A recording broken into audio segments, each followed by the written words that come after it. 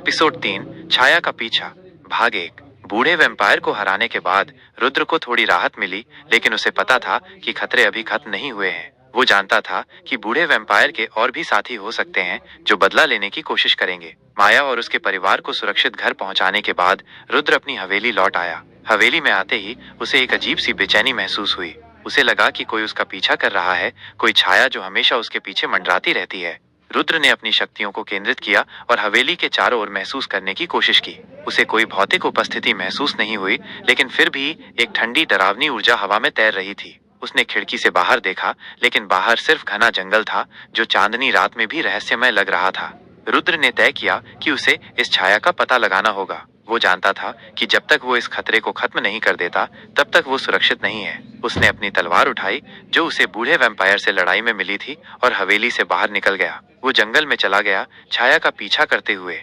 जंगल में चलते हुए रुद्र को अजीब सी आवाजें सुनाई देने लगीं। पत्तों की सरसराहट, उल्लुओं की आवाजें और कहीं दूर से आने वाली चीखें। उसने अपनी इंद्रियों को तेज किया और हर आवाज को ध्यान से सुना। उसे लगा कि कोई उसे देख रहा है, कोई अंधेरे में छिपा हुआ है।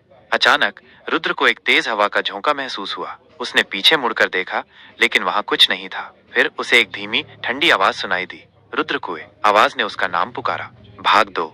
रुद्र ने आवाज की दिशा में देखा, लेकिन उसे कुछ दिखाई नहीं दिया। आवाज फिर आई। रुद्र, तुम मुझे नहीं देख सकते, मैं अंधेरे में छिपा हुआ हूँ। तुम कौन हो? रुद्र ने पूछा। और तुम मुझसे क्या चाहते हो? मैं तुम्हारी छाया हूँ, आवाज ने कहा। और मैं तुम्हारी शक्ति चाहता हूँ। रुद्र समझ गया कि ये छाया कोई साधारण छाया नहीं है। ये एक शक्तिशाली बुरी आत्मा है जो उसकी शक्ति को चुराना चाहती है। तुम मेरी शक्ति नहीं ले सकते, रुद्र ने कहा। मैं तुम्हें ऐसा नहीं करने दूंगा। तुम गलत हो, छाया ने कहा। मैं तुमसे ज्यादा ताकतवर हूँ। मैं तुम्हें हरा दूंगा और तुम्हारी शक्ति को पालूंगा। छाया ने रुद्र पर हमला किया। वह अदृश्य थी, लेकिन उसकी ठंडी ऊर्जा रुद्र को महसूस हो रही थी। रुद्र ने अपनी तलवार से छाया पर वार किया, लेकिन वह छाया से बच गई। छाया ने रुद्र को चारों ओर से घेर लिया। वो हवा में तैर रही थी और उसकी ठंडी ऊर्जा रुद्र को कमजोर कर रही थी। रुद्र ने अपनी पूरी शक्ति का इस्तेमाल किया, लेकिन छाया उससे ज्यादा तेज थी। रुद्र को समझ आ गया कि उसे इस छाया को हराने के लिए एक अलग रणनीति अपनानी होगी। वो जानता था कि छाया अंधेरे में शक्तिशाली है, इसलिए उसे छाया को रोशनी में लाना होगा। रुद्र ने अपनी तलवार से एक पेड़ पर वार किया और पेड़ में आग लग गई।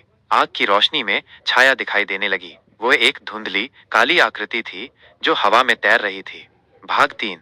छाया रोशनी में कमजोर हो रही थी। रुद्र ने अपनी तलवार से छाया पर लगातार वार किए। छाया चीख रही थी और भागने की कोशिश कर रही थी।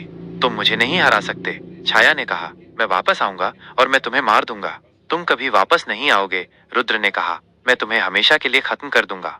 रुद्र ने अपनी तलवार से छाया पर अंतिम वार किया। छाया चीख उठी और गायब हो गई। हवा में एक ठंडी ऊर्जा का झोंका महसूस हुआ और फिर सब कुछ शांत हो गया।